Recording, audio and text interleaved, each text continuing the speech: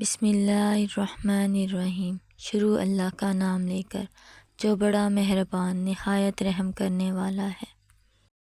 السلام علیکم ورحمۃ اللہ وبرکاتہ۔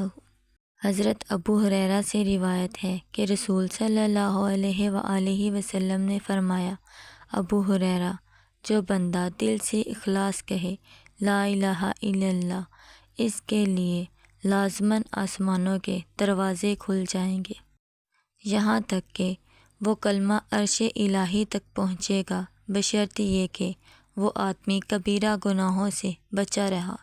تشریح: اس حدیث میں کلمہ لا الہ الا اللہ کی ایک خاص فضیلت خصوصیت یہ بیان کی گئی ہے کہ اگر اخلاص سے یہ کلمہ کہا جائے اور اللہ سے دور کرنے والے بڑے گناہوں سے بچنے کا اہتمام کیا جائے تو یہ کلمہ براہ راستہ عرش الہی تک پہنچاتا ہے اور خاص مقبولیت سے نوازا جاتا ہے۔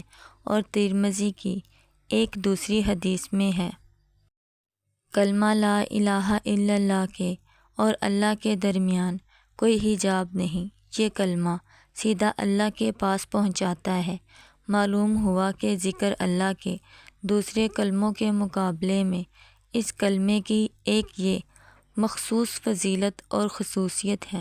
حضرت ابو موسیٰ اشعری سے روایت ہے کہ رسول صلی اللہ علیہ وآلہ وسلم نے مجھ سے ایک دن فرمایا، میں تمہیں وہ کلمہ بتا دوں جو جنت کے خزانوں میں سے ہے۔